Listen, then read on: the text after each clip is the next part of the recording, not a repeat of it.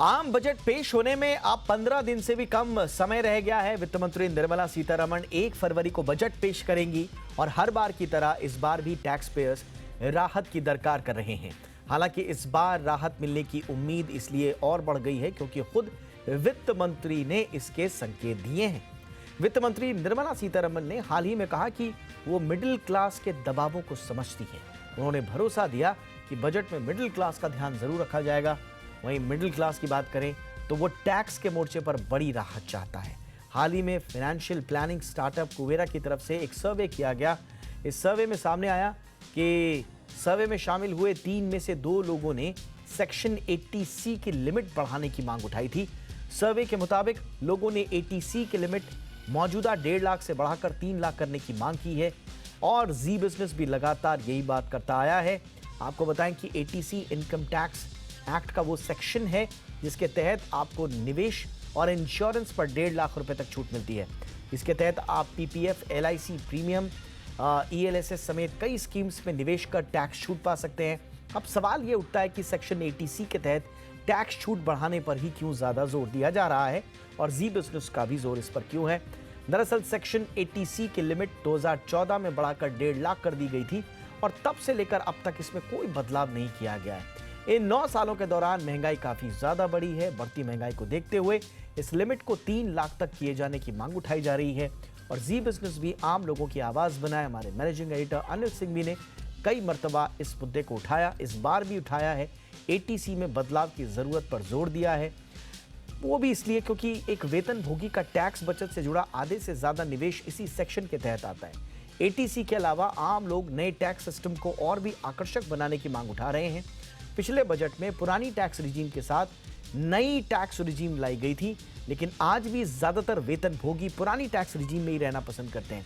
ऐसे में वित्त मंत्री को इस बजट में नए टैक्स रिजीम को और आकर्षक बनाना होगा। इसके अलावा वेतन भोगियों को मिलने वाले स्टैंडर्ड डिडक्शन को भी 50,000 से बढ़ाकर दोगुना करने की मांग उठाई जा रही है। इसके साथ ही निवेश पर कैपिटल गेन टैक्स को सरल बनाने की भी बात हो रही है। और जैसा हमने आपको बताया, जी बिजनेस हमेशा की तरह आम लोगों के दिल की बात वित्त मंत्री तक पहुंचाने की कोशिशों में जुटा हुआ है और इसीलिए जी बिजनेस वित्त मंत्री से कह रहा है कि बजट में 80C की लिमिट तो बढ़नी ही चाहिए। आप हम सब लोग ज्यादा से ज्यादा टैक्स बचाना चाहते हैं, है ना? और टैक्स बचाने के लिए सबसे पॉपुलर क्या है? Section 80C। चाहे वो आप होम लोन पर प्रिंसिपल का पेमेंट करते हो, प्रोविडेंट फंड में पैसा डालते हो, ELSS, NPS या फिर लाइफ इंश्योरेंस प्रीमियम, इन सब में आपको मिलता है टैक्स बेनिफिट। लिमिट कितनी है? सिर्फ 1.5 लाख रुपए। और वो भी देखिए 2005 में तो 1 ही लाख थी, फिर 2015 में जाकर हुई 1.5 लाख। और अगर 2005 से लेकर अब तक महंगाई का हिसाब लगाएं तो ये लिमिट बढ़नी चाहिए कि नहीं? इतना सा पैसा डालने को मिलता है और लग जाता है बाकी सारा का सारा टैक्स। तो वित्त मंत्री जी, हमारी रिक्वेस्ट आपसे ये है कि ये जो है ना 80C की लिमिट 1.5 लाख, प्लीज इसे कम से कम 3 लाख तो कर ही दीजिए। महंगाई के हिसाब से भी देखें, 2005 से अब तक गिने तो 3-3.25 लाख के ऊपर की बनती है। तो प्लीज और कुछ करें ना करें, हमें ज्यादा पैसा इन्वेस्ट करने दें, देश की ग्रोथ के काम आएगा और हमारा टैक्स भी बचेगा। ये तो कर ही दीजिए वित्त मंत्री जी। और आइए चर्चा के लिए इस वक्त हमारे साथ जानी मानी टैक्स एक्सपर्ट रुचिका भगत जुड़ चुकी है। रुचिका, बहुत बहुत स्वागत है आपका।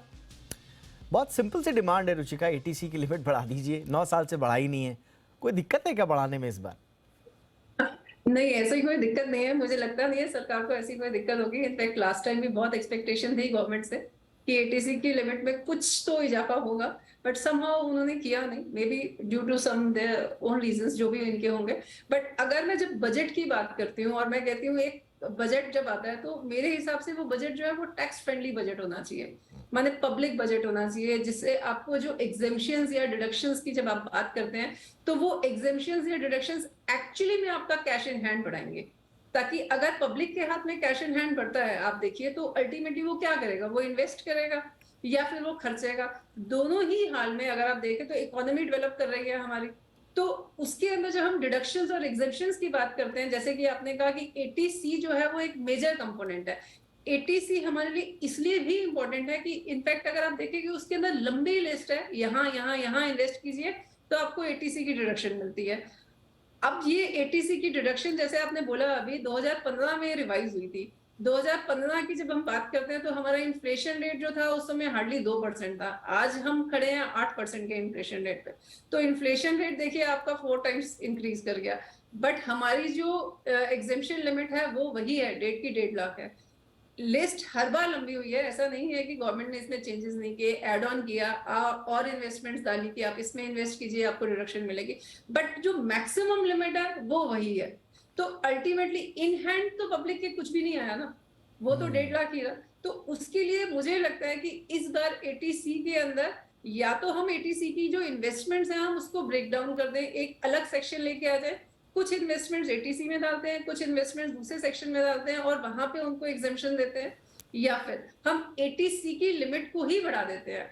1.5 लाख है, 1.5 से 3, 3.5, 5 जो भी परमिसिबल लिमिट है जो गवर्नमेंट को लगता है कि उनके अकॉर्डिंगली ठीक है, वो लिमिट होनी चाहिए। बट हाँ, अनडाउटेडली 1.5 लाख से तो ऊपर जाना ही चाहिए इस लिमिट को, क्योंकि ये बहुत पुरानी लिमिट है।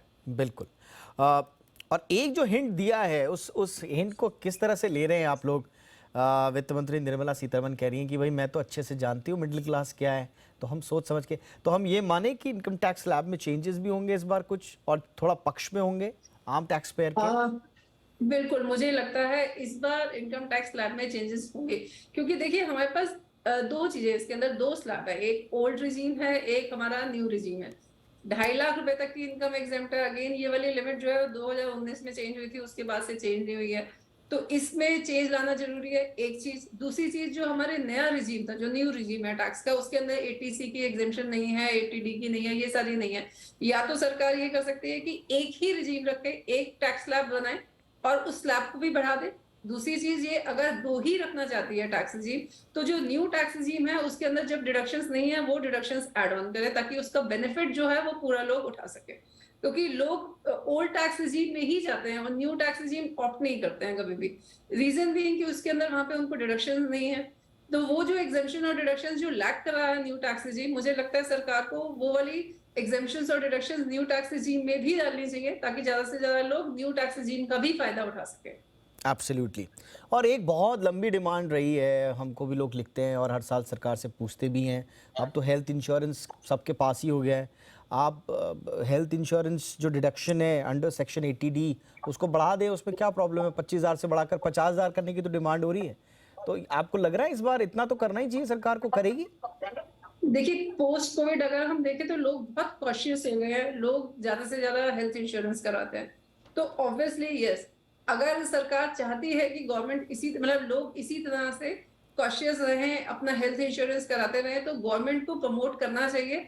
प्रमोशन का एक तरीका ये भी है कि गवर्नमेंट को ये लिमिट बढ़ा देनी चाहिए इसके अंदर। इनफैक्ट आप इसके अंदर ये भी कर सकते हैं, जैसे हम सिर्फ हेल्थ इंश्योरेंस की बात करते हैं, वाई ओनली हेल्थ इंश्योरेंस? हमारे एक्सीडेंट इंश्योरेंस है, हमारा हाउस इंश्योरेंस है, कितने सारे ऐसे इंश्योरेंस हैं जो गवर्नमेंट जो है वो कवर कर सकती है एटीडी के अंदर। सिर्फ हम हेल्थ इंश्योरेंस की बात ना करके बाकी सारे इंश्योरेंस भी कवर कर सकते हैं इसके अंदर। बिल्कुल। तो इसको प्रमोट करने के लिए बहुत सारे एरियाज हैं जिसको सरकार कवर कर सकती है। एब्सोल्युटली। और एक और चीज़ जो हमारे पास डिमांड बहुत सारे लोगों ने लिखे भी हैं और वो एटीसी से ही जुड़ा हुआ है, उसमें लोग चाहते हैं कि आप सेपरेट प्रोविज़न कीजिए कम से कम ट्यूशन फीस का। वो एक बहुत बड़ा पेन पॉइंट है पेरेंट्स का। तो क्या हम इसमें कुछ उम्मीद रखें? देखिए, जैसे मैंने कहा कि एटीसी के अंदर बहुत लंबी लिस्ट है इन्वेस्टमेंट की, आप यहाँ यहाँ यहाँ इन्वेस्ट कीजिए, आपको एटीसी का बेनिफिट मिलेगा। बट आप 1.5 लाख के अंदर सब कुछ कवर नहीं कर पाते हैं। तो आपके बहुत सारे खर्चे हैं, आपका इंश्योरेंस है, आपके बच्चों की ट्यूशन फीस है, आपका पीपीएफ है, आपकी एलआईसी है, कितनी सारी चीजें हैं जो इसके अंदर कवर होती है। तो मुझे लगता है कि हाँ, सरकार को या तो सेक्शन बांट देना चाहिए या लिमिट बढ़ा देनी चाहिए, या इंडिविजुअली इसके अंदर लिमिट लगा देनी चाहिए हर पॉइंट के ऊपर। इस तरह से कुछ बेनिफिट देना चाहिए सरकार को। एब्सोल्युटली। और कोई चीज़ टैक्स रिलेटेड जो आपको लगता है, उम्मीद आपकी भी उम्मीद हो और जो आपको लगता है कि ये तो आएगा इस बार?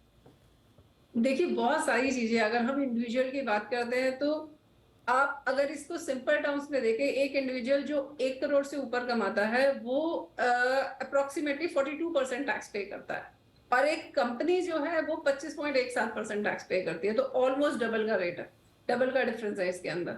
इंडिविजुअल जो है वो कंपनी से ज्यादा टैक्स पे करता है। तो क्योंकि इंडिविजुअल हमारा ज्यादा टैक्स पे कर रहा है, तो मुझे लगता है हमें ज्यादा से ज्यादा लोगों को टैक्स के घेरे में लाना चाहिए। वो कैसे लेके आ सकते हैं? अगर हम उनको ज्यादा से ज्यादा इंसेंटिव प्रोवाइड करते हैं, ज्यादा से ज्यादा एग्जेम्पशंस और डिडक्शंस देते हैं, क्योंकि कहीं ना कहीं अगर हमारा आज भारतीय नागरिक टैक्स के दायरे में आता है तो वो भारत गवर्नमेंट को बेनिफिट दे के जाएगा कहीं ना कहीं।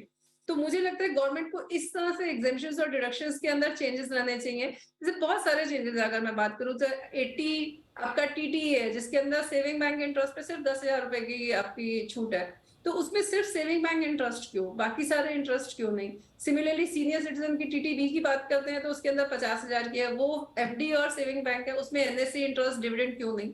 तो काफी सारी ऐसी चीजें जहां पे हम फेरबदल कर सकते हैं, जिससे हम ज्यादा से ज्यादा लोगों को मतलब दे सकते हैं कि आप आइए टैक्स पे कीजिए और अपनी फिर भी इन हैंड आप अपना कैश बढ़ाइए। एब्सोल्युटली। और एक तो बहुत इंपॉर्टेंट इशू रहा है, बड़ा बर्निंग इशू भी रहा है, एक दो जो स्टेट्स में, हिमाचल प्रदेश में, बाकी जगह पर ये पॉलिटिकल इशू भी बना, पेंशन का मुद्दा है। अब उसी में एनपीएस से जुड़ा हुआ एक बहुत बड़ा इशू है। 14% जो है वो सेंट्रल गवर्नमेंट एम्प्लॉय के लिए, लेकिन बाकियों के लिए 10% है। तो क्या सरकार इस पर कंसिडर कर सकती है, उसको बढ़ाकर 14% कर दिया जाए? बाकी लोगों के लिए भी क्या प्रॉब्लम है? बिल्कुल, मुझे लगता है एक यूनिफॉर्मिटी होनी चाहिए, बजाय कि इसको इस तरह से स्टेट वाइज हो, एक यूनिफॉर्मिटी होनी चाहिए। तो इसके अंदर सबके ऊपर एक ही रेट लगना चाहिए, 14% ही होना चाहिए। बिल्कुल, आई एग्री। एब्सोल्युटली। बहुत बहुत शुक्रिया रुचिका भगत जी।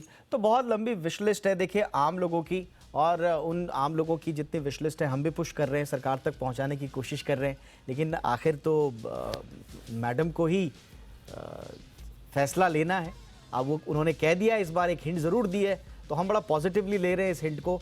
निर्मला मैम ने कहा है कि भाई मैं तो मिडिल क्लास हूँ, तो वी होप कि मिडिल क्लास के लिए कुछ पिटारे से निकले, कुछ अच्छी अच्छी चीज़ें, जो लॉन्ग पेंडिंग डिमांड्स रही हैं उनका निपटारा हो, अच्छे से इस बार रीस्ट्रक्चर किया जाए पूरी टैक्स रिजीम को, जो कि मिडिल क्लास फ्रेंडली हो। इसी उम्मीद के साथ बहुत बहुत शुक्रिया रुचिका जी, आपका बहुत बहुत शुक्रिया, मतलब दर्शकों के लिए वक्त निकाला आपने।